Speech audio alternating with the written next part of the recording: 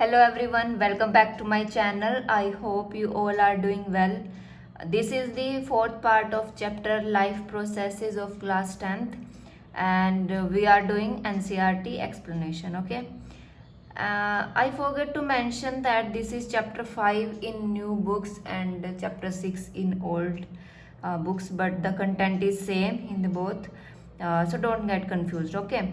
So in the last videos what we did, हमने किया introduction of this chapter है ना, autotrophic nutrition, heterotrophic nutrition, then nutrition in human beings, right, then process of respiration in plants and human beings.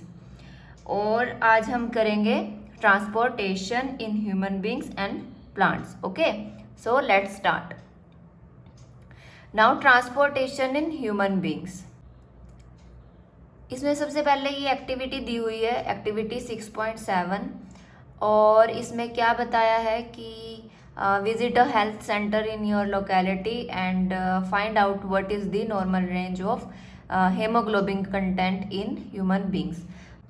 आपने कई बार अपना HB check कराया होगा, so do you know what is the normal range of HB content in human beings? और वो adult और children में क्या सेम होती है? नहीं, एडल्ट्स में जो HB की रेंज होती है वो क्या होती है? 12 to 17 gram per 100 ml of the blood, and in children it is 11 to 16 gram per 100 ml। Okay, then is there any difference in haemoglobin levels for man and women? Yes, in man the range is 14 to 17 gram per 100 ml and in women it is 12 to 15 gram per 100 ml। अच्छा, आप कभी veterinary clinic भी गए हैं क्या, जहाँ पर जो काउज एंड बफेलोज लाइक जो डोमेस्टिक एनिमल्स होते हैं, ठीक है, उनका ट्रीटमेंट कराया जाता है? क्या उनका भी HB रेंज कुछ होता है? यस, काउ और बफेलोज में जो HB रेंज होता है वो क्या है? 10.4 to 16.4 ग्राम पर 100 ml। और ये जो रेंज है वो calves, male and female animals उनमें क्या सेम होता है? नहीं, जो काव्स होते हैं ना तो उसमें जो ये HB का कंटेंट है वो ज़्यादा होता है। अच्छा, क्या आपको एनिमल्स और ह्यूमन बींग्स की रेंज में कुछ फ़र्क दिख रहा है ना? डिफरेंस होता है ना? तो ये डिफरेंस क्यों होता है? क्योंकि human body needs more oxygen to do various biological works, इसीलिए जो रेंज है वो हाई होती है ह्यूमन बींग्स में देन इन एनिमल्स। ओके, तो ये एक एक्टिविटी थी। चलो अब आगे देखते हैं कि ट्रांसपोर्टेशन इन ह्यूमन बींग्स में क्या क्या है और कौन सा ऑर्गन यूज़ किया जाता है to transport various things to the every single cell of the body, right. अच्छा, हमने प्रीवियस सेक्शंस में पढ़ा कि जो ब्लड है वो क्या ट्रांसपोर्ट करता है बॉडी में? फूड, ऑक्सीजन, वेस्ट मटेरियल, सब कुछ किसके थ्रू होता है? ब्लड के थ्रू। और हमने क्लास 9th में क्या पढ़ा? That blood being a fluid connective tissue. Blood किस तरीके का है? एक फ्लूइड कनेक्टिव टिश्यू है, और blood consist of a fluid medium, जिसको क्या नाम दिया गया है? प्लाज्मा, ठीक है। और उस प्लाज्मा के अंदर ही जितने भी सेल्स हैं वो घूमते हैं या तैरते हैं, ठीक। प्लाज्मा का क्या काम है? It transports food, carbon dioxide, nitrogenous waste in dissolved form, ठीक है। और हमें पता है कि ये किससे कंसिस्ट होता है? RBC, WBC, प्लेटलेट्स, इन सब के सेल्स जो हैं वो किस में होते हैं? प्लाज्मा में होते हैं, राइट। जो ऑक्सीजन है वो कौन कैरी करता है? Red blood corpuscles, right. Many other substances like salts are also transported by blood. तो हमारे अंदर ट्रांसपोर्टेशन का काम कौन करता है? ब्लड, है ना। Thus we need a pumping organ to push blood around the body. अब जो ब्लड को पुश करना पड़ेगा सारे बॉडी पार्ट्स तक पहुंचाने के लिए एक पर्टिकुलर ऑर्गन तो होना चाहिए जो एक प्रेशर से ब्लड को पूरी बॉडी में फ्लो कराए, राइट। और क्या चाहिए? Network of tubes to reach all the tissues, है ना। और a system of place to ensure that this network can be repaired if damage. सबसे पहले हम पढ़ेंगे अपने हार्ट के बारे में। हमें पता है ना हमारे हार्ट ही जो है वो क्या करता है, पंपिंग का काम।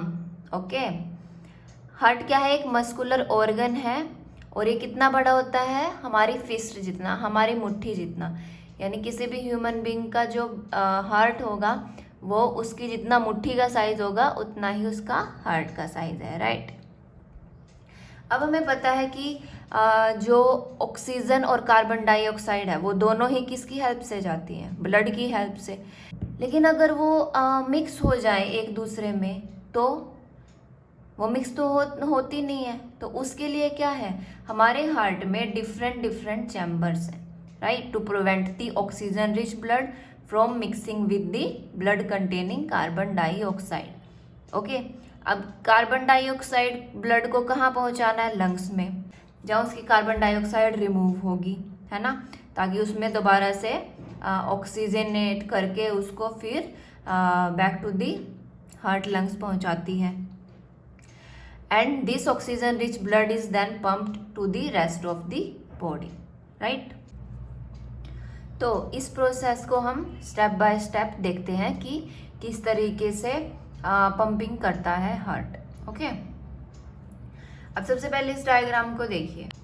यहाँ पर ये 4 चैम्बर्स हैं, right, left atrium, left ventricle, then right ventricle and right atrium. Okay, अब जब ब्लड लंग्स से लेफ्ट एट्रियम में आता है तो ये क्या करता है, लेफ्ट एट्रियम रिलैक्स कर जाता है, ठीक है, मतलब फैल सा जाता है, फुला सी जाता है, ताकि इसमें जो ब्लड है वो भर जाए, ठीक। और जब इसको नेक्स्ट चैम्बर में ब्लड को भेजना होता है यानी टू द लेफ्ट वेंट्रिकल, तो क्या होगा, ये कॉन्ट्रैक्ट करेगा, कॉन्ट्रैक्ट होगा और लेफ्ट वेंट्रिकल रिलैक्स होगा और यहाँ से ब्लड जो है कहाँ जाएगा, लेफ्ट वेंट्रिकल में, ठीक है।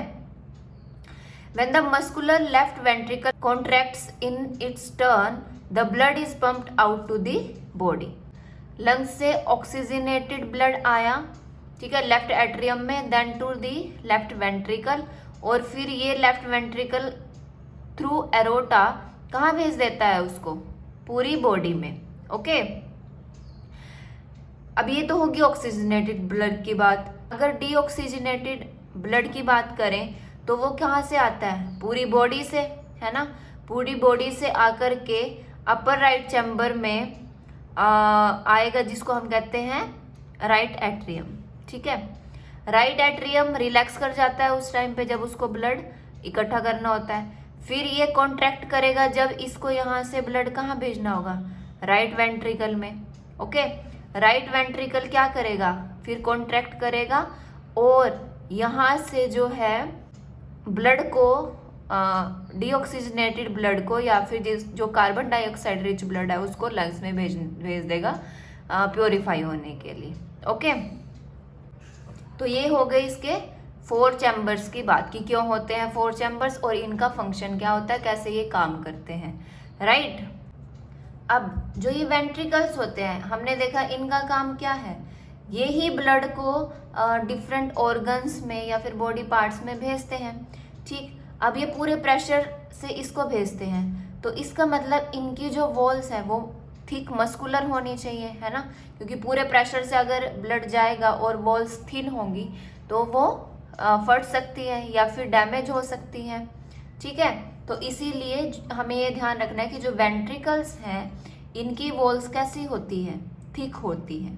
ओके, अच्छा, अब ब्लड की डायरेक्शन को कंट्रोल करने के लिए इन 4 चैम्बर्स में या डिफरेंट जो वेन्स हैं उनमें क्या होता है, वॉल्स होते हैं, है ना। और वॉल्स का क्या काम है, that they ensure the blood does not flow backwards when the atria और वेंट्रिकल्स कॉन्ट्रैक्ट, है ना, कि यहाँ से यहाँ पे वॉल्व होगा कि यहाँ से ब्लड को यहाँ जाना था, ठीक है, तो वो बैकवर्ड ना जाकर यहाँ से जाए, उसके लिए क्या होगा, यहाँ पर वॉल्स होंगे। Okay, now when oxygen enters the blood in the lungs, तो हमने क्या देखा कि जो सेपरेशन है, ठीक है, राइट साइड और left side of the heart, वो क्या करती है, it is useful to keep oxygenated and deoxygenated blood from mixing, है ना, मिक्सिंग से रोकती है। तो ये हमारे जो 4 चैम्बर्स होते हैं हार्ट के, उनका ये काम होता है। ठीक है, such separation allows a highly efficient supply for oxygen to the body, है ना, ताकि ज़्यादा से ज़्यादा ऑक्सीजन की सप्लाई हो सके, उसमें भी ये सेपरेशन हेल्प करती है। And this is useful in animals that have high energy needs such as birds and mammals. ठीक है, तो बर्ड्स और मैमल्स में जो है हार्ट के कितने चैम्बर होते हैं, 4। तो ये क्वेश्चन आ जाता है। ओके, पूछ लेते हैं कि कितने चैम्बर्स होते हैं। अब कुछ और ऐसे एनिमल्स होते हैं जैसे एम्फीबियंस या फिर रेप्टाइल्स, उनमें 3 चैम्बर्ड हार्ट होता है। ठीक है, और वो कुछ ब्लड की मिक्सिंग को टॉलरेट कर सकते हैं। या फिर हम फिशेस की बात करें, एक्वेटिक एनिमल्स की बात करें, तो उनमें 2 चैम्बर्ड हार्ट होता है। ठीक है, and blood is pump to the gills in oxygenated there and then passes directly to the rest of the body. Okay, अब इस डायग्राम को हम देखते हैं। ये एक schematic representation of transport and exchange of oxygen and carbon dioxide. ये यहाँ पर लंग्स हैं। ओके, इसके कैपिलरीज को दिखाया गया है। यहाँ पर हार्ट है, इसमें ये 4 चैम्बर्स हैं, देन ये कोई ऑर्गन है। ओके, अब जो ब्लड है ऑक्सीजनेटेड ब्लड, वो किसकी हेल्प से हार्ट में आता है, पल्मोनरी वेन की हेल्प से। ठीक, ये भी हम ध्यान रखेंगे। और फिर हार्ट में लेफ्ट एट्रियम में आया, लेफ्ट एट्रियम से लेफ्ट वेंट्रिकल में आया, और वेंट्रिकल से फिर बॉडी में पंप होता है। ऑक्सीजनेटेड है, इसको रेड कलर से दिखाया हुआ है। देन ये कोई ऑर्गन है। ओके, तो ऑर्गन में ये आया, इसने अपना काम किया, फिर उसके बाद ये डीऑक्सीजनेटेड हो गया। अब डीऑक्सीजनेटेड होने के बाद ये वेन की हेल्प से वापस कहाँ जाएगा, हार्ट में। और हार्ट में अब किस चैम्बर में जाएगा, राइट एट्रियम में। ठीक है, राइट एट्रियम से राइट वेंट्रिकल में, और राइट वेंट्रिकल कहाँ पंप करता है, थ्रू पल्मोनरी आर्टरी, कहाँ पर, लंग्स में। ठीक है, ये वापस से यहाँ पर ऑक्सीजनेटेड होता है, फिर से हार्ट में आता है, फिर से ये एक आर्टरी की हेल्प से ऑर्गन में जाता है, वहाँ पर अपना काम करता है, डीऑक्सीजनेटेड होता है, यानी कार्बन डाइऑक्साइड इसमें मिक्स हुई, ऑक्सीजन का कंटेंट कम हुआ, फिर ये ब्लड वेन की हेल्प से वापस हार्ट में जाएगा। ठीक है, तो कितनी बार पास हुआ ब्लड हार्ट से, 2 बार, है ना। और इसी को हम क्या बोलते हैं, double circulation. Okay, now more to know. इसमें हमें बताया है ब्लड प्रेशर का। आपने अपने बड़ों को कभी घर में उनका बीपी चेक करते हुए देखा है, कुछ इस तरीके से करते हैं ना वो। ब्लड प्रेशर क्या होता है, the force that blood exerts against the wall of a vessel is called blood pressure. ठीक है, और ये जो प्रेशर है वो आर्टरीज में ज़्यादा होता है as compare to that in veins. Okay, the pressure of the blood inside the artery during ventricular systole यानी contraction, तो उसको क्या नाम दिया, सिस्टोलिक प्रेशर। और अगर ये रिलैक्स करेगा तो उसको क्या नाम दिया, डायस्टोलिक प्रेशर। और जो नॉर्मल रेंज है सिस्टोलिक प्रेशर की, वो कितनी होती है, 120 mm of mercury, and diastolic pressure की होती है 80 mm ऑफ मर्करी। ठीक है, तो जो नॉर्मल बीपी की रेंज होती है वो क्या है, 120/80। ओके, और जिस इंस्ट्रूमेंट से ब्लड प्रेशर को मेज़र किया जाता है उसे क्या कहा जाता है, स्फिग्मोमैनोमीटर। ओके, अब हमने ये तो देख लिया कि किस तरीके से जो ब्लड का फ्लो होता है, ठीक है, उस हार्ट से लंग्स में या फिर अदर बॉडी पार्ट्स से हार्ट में किस तरीके से आता है, ये तो हमने देख लिया। अब वो ब्लड है वो किसके थ्रू आता है, थ्रू दी सम, उसको कुछ पाइपलाइन टाइप चाहिए, है ना, फ्लो करने के लिए। तो उसके लिए ब्लड वेसल्स होती हैं हमारी बॉडी में, और वो 2 टाइप्स की हैं, आर्टरीज एंड वेन्स। ठीक, अब हम देखते हैं कि आर्टरीज और वेन्स में क्या डिफरेंस है। ओके, इसके ऊपर क्वेश्चन भी आ जाता है, differentiate between arteries and veins, तो उसको ध्यान से हम समझेंगे। ओके, आर्टरीज क्या होती हैं? वो वेसल्स जो ब्लड को away from the heart various organs तक लेकर के जाती हैं बॉडी की। ओके, उनको हम क्या कहते हैं? आर्टरीज। जो हार्ट से ब्लड जा रहा है वो पूरे प्रेशर से जाता है, ठीक है। और इसीलिए जो आर्टरीज होती हैं इनकी जो वॉल्स हैं वो थिक और इलास्टिक होती हैं। अगर थिन होंगी तो पूरे प्रेशर से जब ब्लड जाएगा तो वो फट सकती है ना, डैमेज हो सकती है। इसीलिए जो आर्टरीज होती है उनकी वॉल्स कैसी होती हैं? Thick and elastic. वेन्स क्या होती हैं? Veins collect the blood from different organs and bring it back to the heart. Heart में ब्लड लेके आने के लिए डिफरेंट ऑर्गन से जो वेसल्स हैं उनको क्या नाम दिया? वेन्स। ठीक, क्योंकि हमें पता है कि ऑक्सीजनेटेड ब्लड फ्लो करेगा डिफरेंट वेसल से और डीऑक्सीजनेटेड डिफरेंट वेसल से आएगा हार्ट के अंदर। अब जो ये वेन्स हैं they do not need thick walls. Why? Because the blood is no longer under pressure. जो बॉडी पार्ट्स से ब्लड हार्ट में आ रहा है वो प्रेशर के साथ नहीं आता है, इसीलिए उनकी जो वॉल्स है वो थिक नहीं होती हैं। उसकी बजाय उनमें क्या होता है? वॉल्स होते हैं, ठीक है। और वॉल्स का क्या काम है?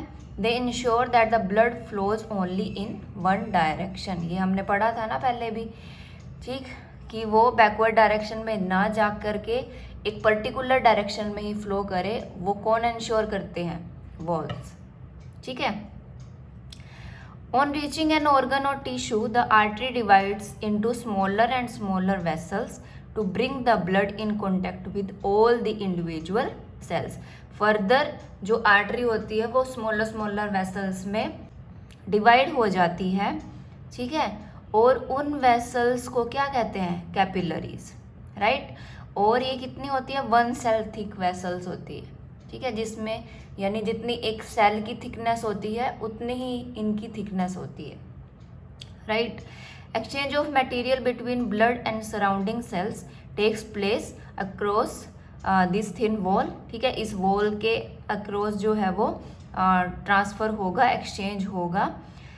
Capillaries then join together to form veins. उसके बाद यही कैपिलरीज फर्दर आगे जॉइन होके क्या बनाती है? वेन्स। और उनका क्या काम होता है? Convey blood away from the organ और टिश्यू, ठीक है। जो आर्टरीज थी वो स्मॉलर सेक्शंस में डिवाइड हुई और क्या नाम दिया उसको? कैपिलरीज, ठीक। यहाँ पर वो जो भी ऑर्गन है उस तक मटेरियल को एक्सचेंज करके फिर वो आगे जा करके ज्वाइन होंगी टू फॉर्म वेन्स और ब्लड को कहाँ लेके जाएंगी? Away from the organ to the heart, right. अब ये ट्यूब्स हैं तो ये डैमेज भी हो सकती हैं, है ना, यानी लीक हो सकती हैं।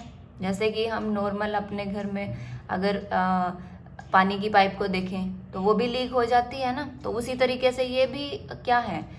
सॉर्ट ऑफ ट्यूब्स हैं, पाइप्स हैं, तो इनमें भी लीकेज हो सकती है। तो उसको रिपेयर कैसे करेंगे? अगर हम एक सिचुएशन सोचें, जब हम इंजर्ड होते हैं और ब्लीडिंग स्टार्ट होती है तो उसके क्या डिसएडवांटेज है? यानी उस लीकेज से क्या हो सकता है? लॉस ऑफ प्रेशर हो सकता है बॉडी में, which would reduce the efficiency of the pumping system, right. या फिर इस डैमेज को रिपेयर करने के लिए हमारे ब्लड में क्या होते हैं? प्लेटलेट सेल्स, ठीक है, और वो पूरी बॉडी में सर्कुलेट होते हैं, ठीक है। And plug these leaks by helping to clot the blood at these points of injury. जहाँ पर भी इंजरी हुई है तो लीकेज को प्रोटेक्ट करने के लिए तो वहाँ पर क्लोटिंग हो जाती है, okay. Next we will talk about lymph. Lymph क्या होता है? ये एक अनदर टाइप ऑफ फ्लूइड है जो कि ट्रांसपोर्टेशन में इन्वॉल्व होता है, ओके, और इसको टिश्यू फ्लूइड भी कहते हैं। अब जो कैपिलरीज होती है उनकी वॉल्स में पोर्स होते हैं, ओके, और उन पोर्स से some amount of plasma, protein या फिर ब्लड सेल्स एस्केप कर जाते हैं intercellular spaces in the tissues, ठीक है, और वो मिलकर के क्या बनाते हैं? टिश्यू फ्लूइड या फिर lymph. ओके, फॉर एग्जाम्पल ये टिश्यूज़ हैं इस तरीके से, यहाँ पर ऐसे, ठीक है, ये इस तरीके से टिश्यूज़ प्लेस्ड हैं। तो इनके बीच में जो ये स्पेस है यहाँ पर, ठीक है, इसमें जो कैपिलरीज की वॉल से प्लाज्मा प्रोटीन या फिर ब्लड सेल्स जो है एस्केप होकर यहाँ पर आ जाते हैं। ठीक है, तो यहाँ पर वो फ्लूइड बना लेते हैं। ओके, और हमें प्लाज्मा ऑफ ब्लड का तो पता ही है।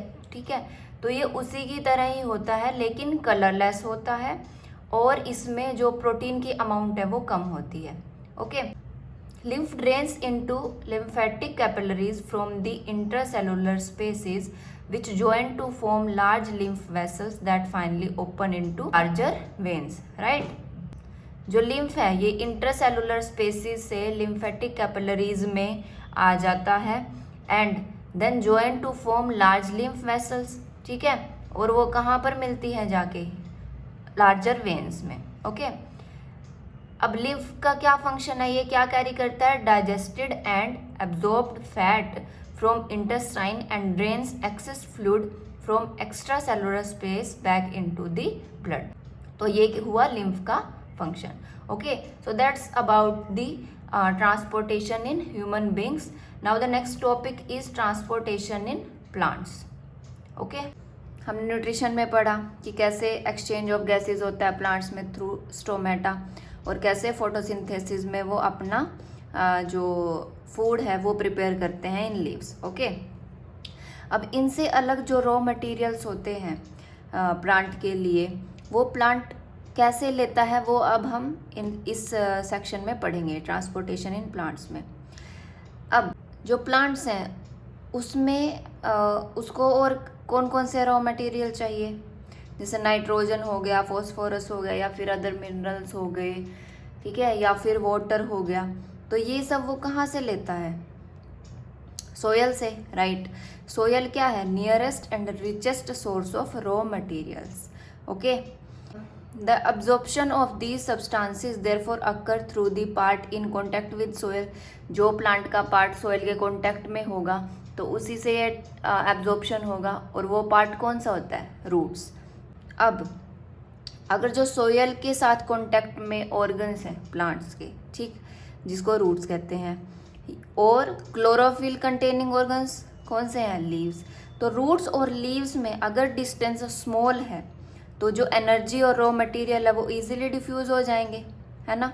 यानी अगर प्लांट स्मॉल है हमारा तो उसमें जो रॉ मटेरियल्स है वो रूट्स से लीव्स तक इजीली पहुंच जाएंगी। लेकिन अगर हम बिग ट्रीज की बात करें तो उसमें जो रूट्स हैं और लीव्स हैं उनका डिस्टेंस बहुत ज़्यादा होता है। ठीक है, तो जो सिंपल डिफ्यूज़न प्रोसेस होता है उससे तो रॉ मटेरियल्स नहीं पहुंच पाएंगे लीव्स तक और एनर्जी रूट्स तक, तो उसके लिए एक प्रॉपर सिस्टम चाहिए ट्रांसपोर्टेशन के लिए, है ना। अब जो प्लांट्स होते हैं उनकी जो एनर्जी नीड्स हैं वो लो हैं, ठीक है, and they can use relatively slow transport systems. जैसे हमने पिछला ह्यूमन बींग्स के केस में पढ़ा कि उसमें जो पंपिंग ऑर्गन है वो हार्ट है ना, और हमारी बॉडी की एनर्जी नीड्स ज़्यादा हैं, तो हमें एक फास्ट ट्रांसपोर्टेशन सिस्टम चाहिए। लेकिन प्लांट्स के केस में ऐसा नहीं है, तो इसमें स्लो ट्रांसपोर्ट जो सिस्टम है वो चल जाता है। अब प्लांट्स में जो ट्रांसपोर्ट सिस्टम है वो दो काम करता है, एक तो एनर्जी को मूव करता है जो कहाँ पे स्टोर है, लीव्स में, ठीक, और दूसरा जो रॉ मटेरियल्स वो रूट से लेता है उसको पूरे प्लांट में भेजता है, ठीक है। So these two pathways are constructed as independently organise conducting tubes, और वो ट्यूब्स कौन कौन सी है, जाइलम एंड फ्लोएम, ठीक है। जाइलम का क्या फंक्शन है, it moves water and minerals obtained from the soil, यानी ये रूट्स से कनेक्टेड है, ठीक, यानी रूट्स से एब्जॉर्ब करके जो प्लांट के पार्ट्स हैं उसमें भेजता है, ओके। और दूसरा है फ्लोएम, वो क्या काम करता है, transports products of photosynthesis from leaves where they are synthesised to the other parts of the plants. जो लीव्स में फोटोसिंथेसिस से एनर्जी स्टोर हुई थी उसको ट्रांसपोर्ट करने का काम किसका है, फ्लोएम का। तो ये फंक्शंस हो गए जाइलम और फ्लोएम के। ओके, अब पानी का ट्रांसपोर्ट किस तरीके से होता है थ्रू जाइलम, वो अब हम देखते हैं। अब जो ये जाइलम टिश्यू है, ठीक है, इसमें वेसल्स और ट्रैकिड्स होते हैं जो रूट्स, स्टेम्स और लीव्स को इंटरकनेक्ट करके एक कॉन्टिन्यूअस सिस्टम बनाते हैं, ठीक है, ऑफ वाटर कंडक्टिंग चैनल्स, जो कहाँ तक पहुँचता है, प्लांट के हर पार्ट तक। ओके, अब रूट्स में जो सेल्स होते हैं वो सॉइल के कांटेक्ट में होते हैं, ठीक है, और सॉइल के कांटेक्ट में होने से वो वहाँ पर आयंस इकट्ठा हो जाते हैं रूट्स में। उसको हम डायग्राम की हेल्प से समझते हैं। फॉर एग्जाम्पल, ये हमारा कोई एक प्लांट है, राइट, ओके, और ये यहाँ पर इसकी रूट्स हैं इस तरीके से, ठीक है, यहाँ पर ये सॉइल के कांटेक्ट में है ना। अब होता क्या है कि यहाँ पर आयंस जो है वो इकट्ठा हो जाते हैं जहाँ पर भी रूट सॉइल के कांटेक्ट में है, तो एक डिफरेंस होगा, एक डिफरेंस क्रिएट होगा, ठीक है। और यहाँ पर जो सॉइल है इसमें पानी का अमाउंट क्या है, ज़्यादा, यानी पानी की कॉन्सेंट्रेशन ज़्यादा है और रूट्स में कम है। तो इस डिफरेंस के कारण जो रूट प्रेशर की वजह से ही क्या होगा, पानी जो है वो रूट्स में एंटर करेगा, ओके, और एलिमिनेट कर देगा उन आयंस के डिफरेंस को। इसको हम रूट प्रेशर कहते हैं, ठीक। और इसी प्रेशर की वजह से क्या होता है, फिर जो जाइलम होता है वो फिर पानी को पूरे प्लांट में ट्रांसपोर्ट कर देता है। ये तो हुआ एक तरीका। एक और तरीके से जो जाइलम है वो वाटर को highest point of the plant body में ट्रांसपोर्ट करता है, ठीक है। वो भी अब हम देखते हैं कि वो कौन सा प्रोसेस होता है, लेकिन उससे पहले हम एक्टिविटी 6.8 देखते हैं। इसमें क्या बताया गया है कि हम 2 स्मॉल पॉट्स लें approximately of the same size, ठीक है, और उसमें same he amount of soil हम ऐड कर दें। फिर एक पॉट में हम एक प्लांट को प्लेस करें, ठीक है, और दूसरे पॉट में हम एक स्टिक को प्लेस करें, और उसकी हाइट कितनी होनी चाहिए, जितने की हमारे प्लांट की हाइट है, ओके। और फिर दोनों पॉट्स को हम क्या करेंगे, कवर कर देंगे with the help of a plastic sheet, so that जो मॉइस्चर है वो बाहर ना जाए। इन दोनों पॉट्स को फिर हम आधे घंटे के लिए ब्राइट सनलाइट में रख देंगे। तो हम क्या डिफरेंस देखते हैं उसमें, कुछ डिफरेंस होगा दोनों पॉट्स में या दोनों सेम होंगे, डिफरेंस होगा, राइट। जो हमारा पॉट जिसमें हमने सिर्फ स्टिक लगाई हुई थी उसमें हमें कुछ भी वाटर वेपर्स वगैरह नहीं दिखाई देंगे, लेकिन जिसमें हमारा प्लांट था उसमें क्या होगा, जो शीट होगी उस पर हमें वाटर की ड्रॉप्स दिखाई देंगी, ठीक है, यानी इवेपोरेशन से जो है वाटर इवेपोरेट हुआ और वो प्लास्टिक शीट पर ठहर गया, ओके। और ये प्रोसेस क्या होता है, ट्रांसपीरेशन का, वो अब हम इस सेक्शन में डिटेल में पढ़ते हैं कि क्या होता है ट्रांसपीरेशन। ऑटोट्रॉफिक न्यूट्रिशन में पढ़ा कि स्टोमेटा के थ्रू गैसेस एक्सचेंज होती हैं, राइट, इन प्लांट लीव्स, लेकिन उसके साथ साथ वाटर भी तो लॉस्ट होता है ना।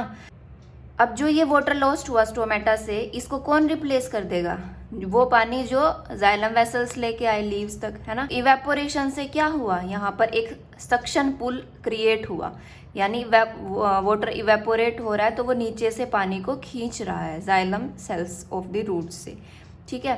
तो जो लॉस ऑफ वाटर है in the form of vapour from aerial parts of the plant, this is known as what, transpiration, ठीक है। अब ट्रांसपीरेशन किस चीज में हेल्प करता है, it helps in the absorption and upward movement of water and minerals dissolved in it from the roots to the leaves, ठीक है। और इसका क्या फंक्शन है, ये टेम्परेचर रेगुलेट करता है, ठीक है, प्लांट के around. The effect of root pressure in transport of water is more important at night, ठीक है। जो रूट प्रेशर होगा उससे पानी का ट्रांसपोर्ट किस टाइम पे होता है, रात के टाइम पे। और दिन में क्या होता है, क्योंकि स्टोमेटा ओपन होंगे तो ट्रांसपीरेशन पुल होगा, ठीक है, उस टाइम पे गैसेस भी एक्सचेंज हो रही हैं, वाटर लॉस्ट होगा, तो ट्रांसपीरेशन की वजह से जो है वो पानी कहाँ मूव करेगा, रूट्स से लीव्स तक। ओके, तो यहाँ पर ये बात ध्यान में रखने की है कि जो रात को यहाँ पर हमने इस सेक्शन में रूट का प्रेशर पड़ा था, ठीक है, उसकी वजह से पानी मूव करता है, पानी ट्रांसपोर्ट होता है, और दिन में किससे होगा, ट्रांसपीरेशन से, right. Now transport of food and other substances.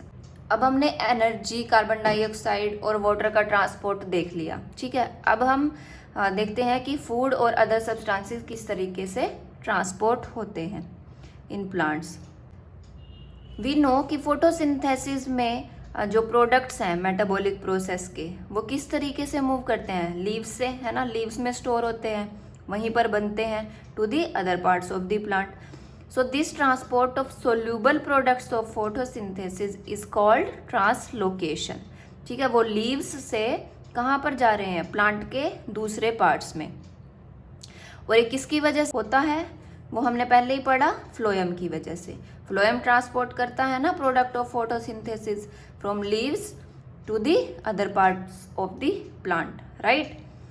अब जो फ्लोएम है वो फोटोसिंथेसिस के प्रोडक्ट्स को ही ट्रांसपोर्ट नहीं करता, बल्कि जो अमीनो एसिड है या फिर अदर सब्सटेंसेस हैं उनको भी ट्रांसपोर्ट करता है प्लांट में।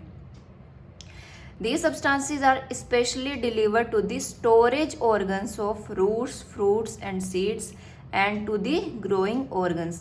अमीनो एसिड वगैरह कहाँ पर भेजता है ये, जो रूट्स हैं या फिर जहाँ फ्रूट्स हैं, सीड्स हैं, ठीक है, जो ग्रोइंग ऑर्गन्स हैं, जो ग्रो कर रहे हैं, स्मॉल लीव्स हैं, ठीक। The translocation of food and other substances takes place in the sieve tubes with the help of adjacent companion cells both in upward and downward direction. ये upward direction में भी जाएगा और डाउनवर्ड डायरेक्शन में भी, क्योंकि नीचे रूट्स है तो डाउनवर्ड डायरेक्शन में आना पड़ेगा, है ना, और अपवर्ड डायरेक्शन में जहाँ पर भी फ्रूट्स हैं या फिर फ्लावर्स हैं, सीड्स हैं, ठीक है, वहाँ तक भी जाएगा। तो वो किसकी हेल्प से जाता है, सीव ट्यूब्स की हेल्प से, और भेजता कौन है, phloem, right. Unlike transport in xylem, which can be largely explained by simple physical forces, जो फ्लोएम में ट्रांसलोकेशन होता है वो किस तरीके से होता है, is achieved by utilising energy, ठीक है, जो एनर्जी प्लांट ने स्टोर कर रखी है। Material like sucrose is transferred into phloem tissue using energy from ATP, right. और इस एनर्जी ट्रांसफर में क्या होता है, ऑस्मोटिक प्रेशर क्रिएट होता है टिश्यू में, और जब ऑस्मोटिक प्रेशर क्रिएट होगा तो वाटर कहाँ मूव कर जाएगा, उसके अंदर, टिश्यू के अंदर।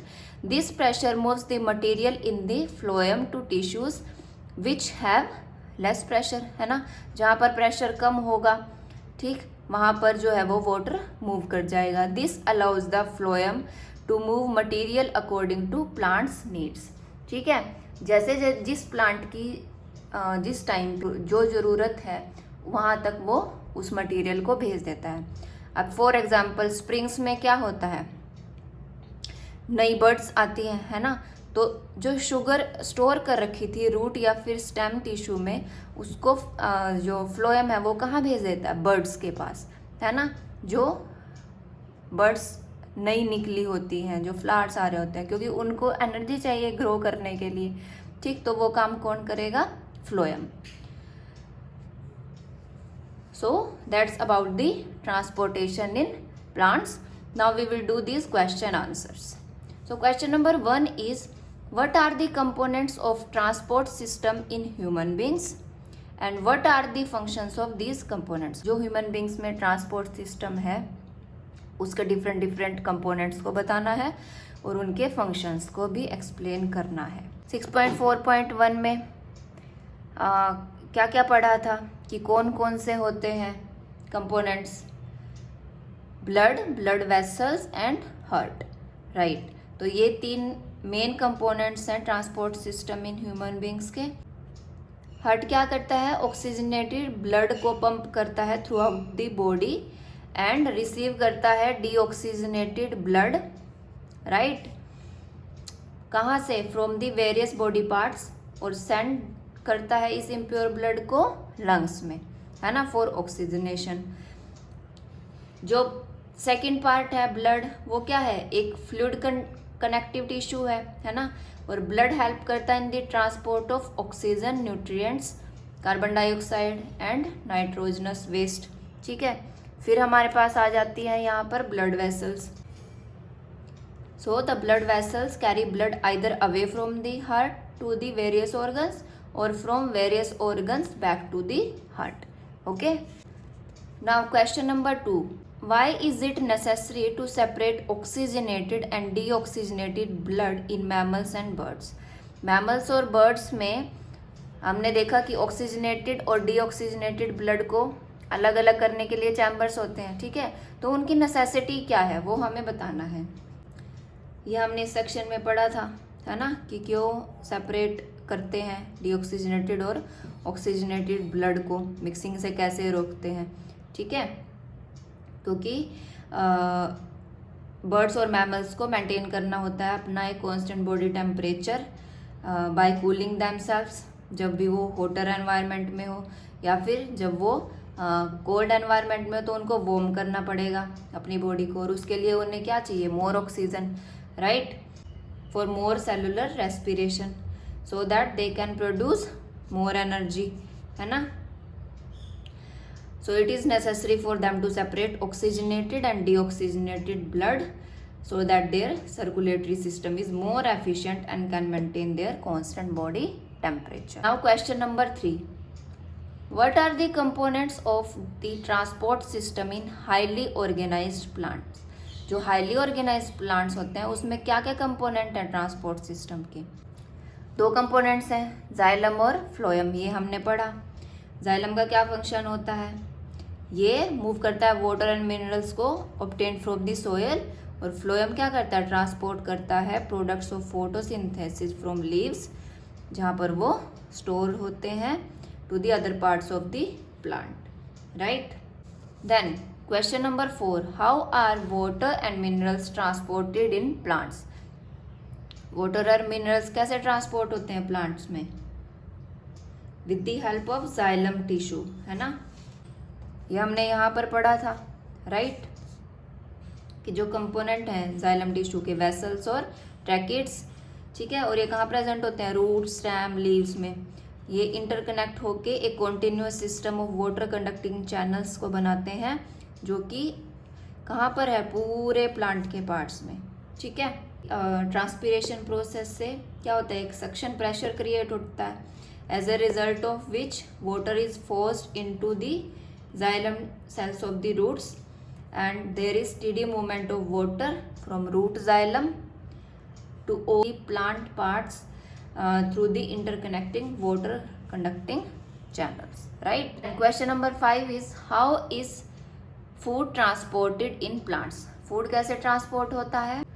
फ्लोएम का क्या काम है, वो ट्रांसपोर्ट करता है जो फूड प्रोड्यूस हुआ लीव्स में, है ना, फोटोसिंथेसिस से, उसको to the other parts of the plant. और जो ट्रांसपोर्टेशन है food of plant in phloem is achieved by utilising energy from ATP. ठीक है, ये हमने पढ़ा सुक्रोज से। As a result of this जो ऑस्मोटिक प्रेशर क्रिएट होगा, ठीक है, इन द टिश्यू, वो क्या करेगा, इंक्रीज करेगा वाटर को to move into it, and this pressure moves the material in the phloem, जहाँ पर कि क्या है, लेस प्रेशर है। ओके, और इसमें हम ये इस तरीके से लिखेंगे, एंड ये एग्जांपल भी देंगे कि एनर्जी स्टोर्ड है, ठीक है, रूट्स या फिर स्टेम टिश्यूज में, उसको किस तरीके से ट्रांसपोर्ट करता है प्लांट के पार्ट्स में जहाँ पर एनर्जी चाहिए। जैसे हमने यहाँ बर्ड्स का केस देखा कि स्प्रिंग में बर्ड्स को एनर्जी चाहिए ग्रो करने के लिए, तो फिर फ्लोएम क्या करेगा, जो शुगर स्टोर कर रखी है उसने रूट और स्टेम्स में, स्टेम टिश्यूज में, उसको ट्रांसपोर्ट कर देगा to the birds. Okay, so that's all about today's video. Do share it with your friends who are in class 10th, right? And if you have any queries regarding the transportation in human beings or in plants, then you can write in comment section. Okay, next time हम करेंगे excretion. Till then, have a good day. Bye bye.